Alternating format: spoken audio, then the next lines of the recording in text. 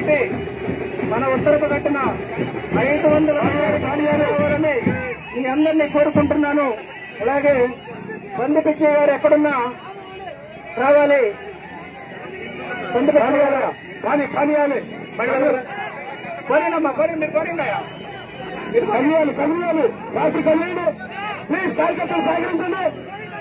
పెన్షన్లు తీసుకున్నాం, లోన్లు తీసుకున్నాం, అలాగే ఇళ్లు కట్టించుకున్నాం. దృశ్యమే కాదు అసహ్యం. అలాంటి వాళ్ళకి ఆంధ్రప్రదేశ్ లో ఎన్నికల్లో పోటీ చేసే ఆ హక్కు లేదని చెప్పి తెలియజేస్తున్నారు. అలాంటి వాడు తెగించి పోటీ చేసినా దుమ్ముగా ఓట్లు వ్యతిరేకంగా వేసి వాళ్ళని ఓడించి తెలుగుదేశం పార్టీకి పట్టం కట్టాలని చెప్పి కోరుతున్నాను.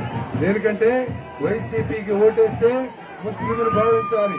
మోడీ చెప్పు చేతుల్లో ఉన్నటువంటి జగన్మోహన్ రెడ్డి వైసీపీ పార్టీ ఈ రాష్ట్రానికి ఏం చేశారు కదా, మన రాష్ట్రానికి అన్యాయం చేస్తుంటే దానికి మద్దతు ఇస్తున్నట్టుగా జగన్మోహన్ రెడ్డి మోడీ గారు బ్రహ్మాండమైనటువంటి ప్రధానమంత్రి, అఖండమైన సమర్థుడు అని మాట్లాడటం అంటే బీసీలు ముస్లిం సోదరులు ఆలోచించాలి.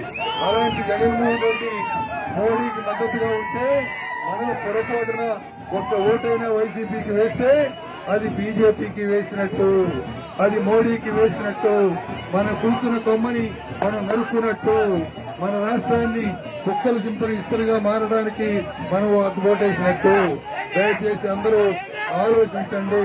తెలుగుదేశం పార్టీకి ఓటేస్తే పోలవరం నిర్మాణం జరుగుద్ది. పోలవరం నిర్మాణంతో పాటు తెలుగుదేశం పార్టీకి ఓటేస్తే అమరావతి అఖండ రాజధాని పూర్తవుతుంది. అదేవిధంగా మన రాష్ట్రంలో శాంతి భద్రతలు కాపాడబడతాయి. మన రాష్ట్రంలో పేదవాళ్ళకి సంక్షేమం అందుతుంది. మన రాష్ట్రంలో అభివృద్ధి కార్యక్రమాలు వేగంగా ముందుకెళ్తాయి. మన రాష్ట్రాన్ని భారతదేశంలో అభివృద్ధి చెందిన రాష్ట్రంగా మార్చడానికి చంద్రబాబు గారి కృషికి మనమందరం సైకిల్ గుర్తు ఓటేయాలి. ఆ విధంగా మనందరి బాధ్యత.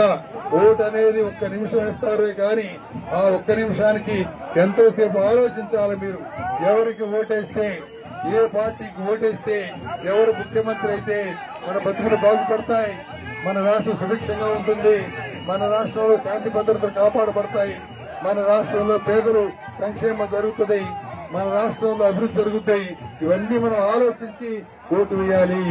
2014లో మీరు ఓటేసినప్పుడు బాగా ఆలోచించారు.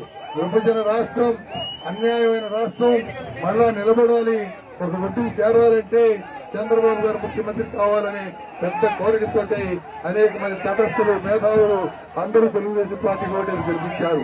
ఈ రోజున అర్థాంతరంగా ఉన్న అభివృద్ధి, అర్థాంతరంగా ఉన్న సంక్షేమం, ప్రజలందరూ మెచ్చుకుంటున్నటువంటి సంక్షేమం మళ్ళా ముందుకు సాగాలి.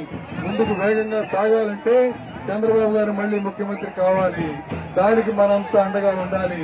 ఈనాడు దుర్మార్గమైనటువంటి పార్టీలు, దారాచిపోయిన పార్టీలు, అవినీతి పార్టీలు వాళ్ళకి ఓటేస్తే మన అభివృద్ధిని మనమే కుంచపరుచుకున్నట్టు, మన అభివృద్ధికి మనమే ఆటంకమైనట్టు. అందుకనే సోదరులారా, పవిత్రమైన ఓటు వజ్రాయుధం, బ్రహ్మాస్త్రం, వాసుమతాస్త్రం. దాన్ని సరిగా ఉపయోగించుకుంటే శత్రువులు ఓడిపోతారు. ఆంధ్రప్రదేశ్ శత్రువులు ఓడిపోతారు, ప్రజా కంటకులు ఓడిపోతారు, అభివృద్ధి నిరోధకులు ఓడిపోతారు, సంక్షేమానికి అడ్డపడే వాళ్ళు ఓడిపోతారు. అందుకని యోచించి ఆలోచించి అందరూ సైకిల్ గుర్తుకే మన ఓటు, సైకిల్ గుర్తుకే మన ఓటు. వార్తావాణి న్యూస్ ఛానల్ ఎప్పటికప్పుడు రాజకీయ, సినీ విశేషాలు, స్పోర్ట్స్ మరియు సాంకేతిక పరమైన మరెన్నో విషయాలను మన ముందుకు తెస్తుంది. మరింత సమాచారం కొరకు వార్తావాణి న్యూస్ ఛానల్ ని సబ్స్క్రైబ్ చేయండి.